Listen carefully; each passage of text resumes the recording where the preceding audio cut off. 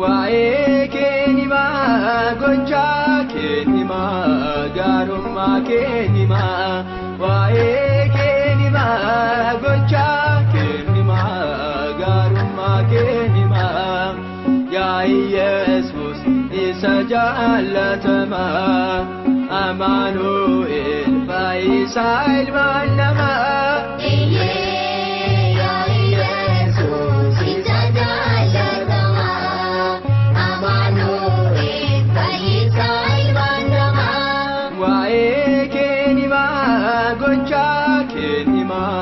Gaarummaa keenimaa waa'ee keenimaa gochaa keenimaa gaarummaa keenimaa yaa Yesuus isa jaallatamaa Amaanu'el Fayyisaa ilmaan namaa.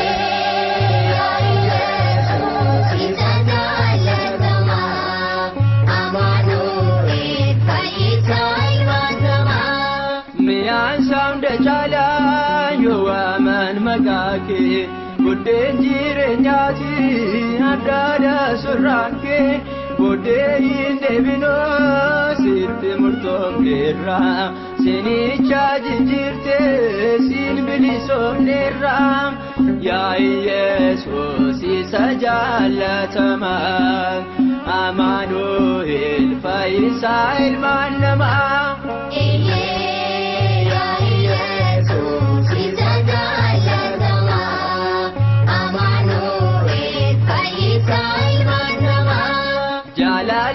Akake tasumaayyoon jiru tokkicha hundaaf du'ee barriisiin jijjiiru koraatee sin baroo beekan addunyaarra ogummaan hundumtuu barruu keerra jira yaa Yesuus isa jaallatamaa Amaanu'el Fayyisaa ilmaan namaa.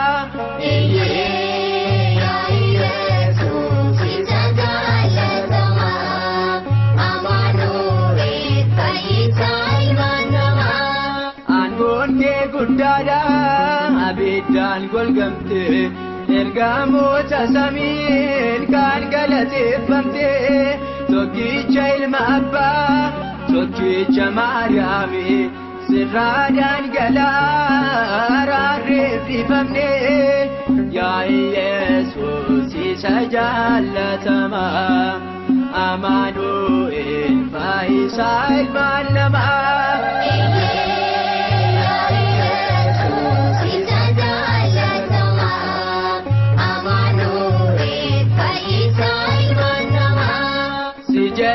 Dengufu labe komoteta osoo hin dhukaasin akka boojitetta kanaaf sin faarfadha mana kee keessatti ati na gargaari bara hundatti yaa Yesuus isa jaallatamaa Amaanu'el Fayyisaa ilmaan namaa.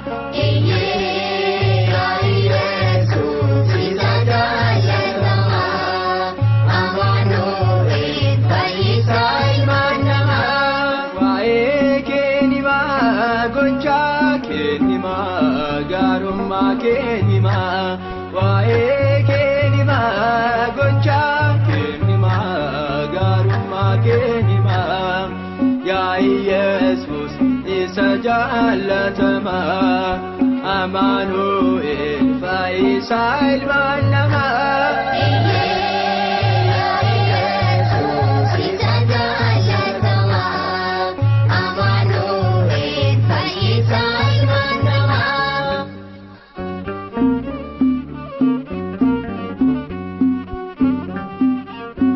Galata akka biqilaa naannoo bishaanii jiru firiinsaas yeroo yerootti akkuma nyaatamu baallisaas akka hin gogne waan nu taasisteef daandii keenyas qajeelaa waan nu taasisteef maqaan kee yeroo hundaa kan galateeffame haa ta'u bara baraan ameen.